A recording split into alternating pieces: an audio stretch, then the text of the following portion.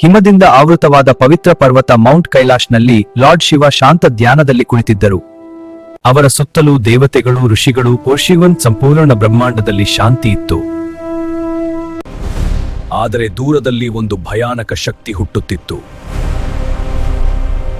ಅಂಧಕಾಸುರ ಎಂಬ ರಾಕ್ಷಸನು ಸಸಾಯಾನಿ ಶಕ್ತಿಯನ್ನು ಪಡೆಯಲು ಪ್ರಯತ್ನಿಸುತ್ತಿದ್ದನು. ಅವನ ಉದ್ದೇಶ ಒಂದೇ, 3 ಲೋಕಗಳನ್ನು ಗೆಲ್ಲುವುದು. ಆ ರಾಕ್ಷಸನು ಕಾಡಿನ ಮಧ್ಯದಲ್ಲಿ ತೀವ್ರ ತಪಸ್ಸು ಮಾಡುತ್ತಿದ್ದನು. ಅವನ ತಪಸ್ಸಿನಿಂದ ದೇವಲೋಕವೇ ಕಂಪಿಸಿತು. ಅವನ ಮುಂದೆ ಪ್ರಕಾಶಮಾನ ಬೆಳಕಿನಲ್ಲಿ ಲಾರ್ಡ್ ಬ್ರಹ್ಮ ಪ್ರತ್ಯಕ್ಷರಾದರು. ಅಂಧಕಾಸುರ, ನಿನಗೆ ಏನು ಬೇಕು?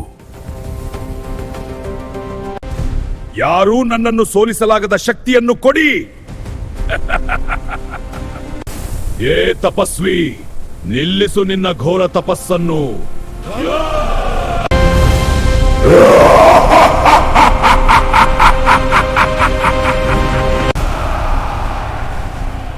ಅವನ ಕರೆಗೆ ಓಗೊಟ್ಟು ಈತನಿಗೆ ಸೇನ.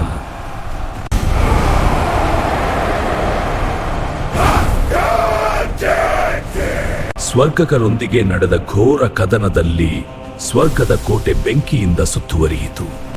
ದೇವರಾಜ ಲಾರ್ಡ್ ಇಂದ್ರ ಕೂಡ ಅವನನ್ನು ತಡೆಯಲು ಸಾಧ್ಯವಾಗಲಿಲ್ಲ.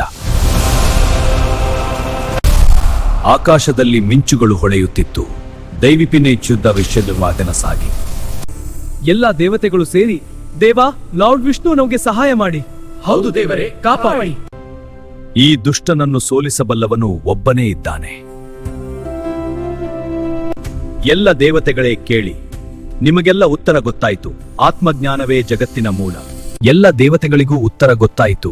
ಅವರು ಎಲ್ಲರೂ ಮೌಂಟ್ ಕೈಲಾಶ್ ಕಡೆ ಪ್ರಯಾಣಿಸಿದರು. ಕೈಲಾಸದಲ್ಲಿ ಲಾರ್ಡ್ ಶಿವ ಗಾಢ ಧ್ಯಾನದಲ್ಲಿದ್ದರು. ಅವರ ಮನಂತೆ ಶಾಂತಿಯೇ ಮುಗಿಯಿತು. ಅವರ ಪಕ್ಕದಲ್ಲಿ ಗಾಡೆಸ್ ಪಾರ್ವತಿ ಕುಳಿತಿದ್ದರು. ಆಕಾಶದಲ್ಲಿ ದೇವತೆಗಳು ಕೈ ಜೋಡಿಸಿ ಶಿವ ಪಾರ್ವತಿಯರನ್ನು ಕುರಿತು ಪ್ರಾರ್ಥನೆ ಮಾಡಿದರು. ಆದರೆ ಶಿವನು ಕಣ್ಣು ತೆರೆಯಲಿಲ್ಲ.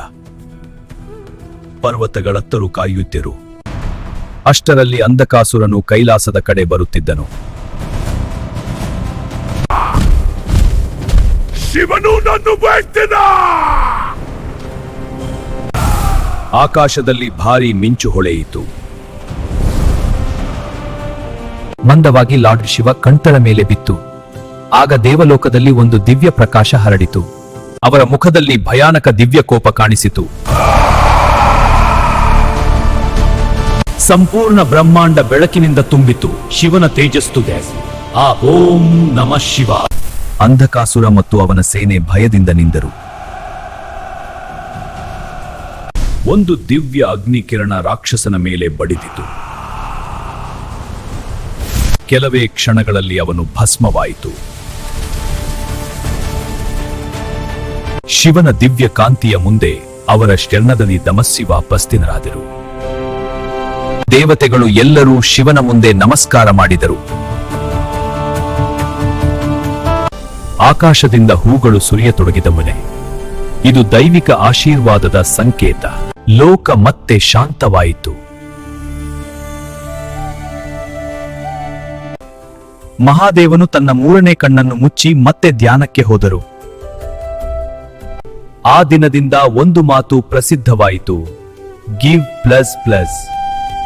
ಅಧರ್ಮ ಹೆಚ್ಚಾದಾಗ ಮಹಾದೇವನ ಶಕ್ತಿ ಎಚ್ಚರವಾಗುತ್ತದೆ. ಹರ ಹರ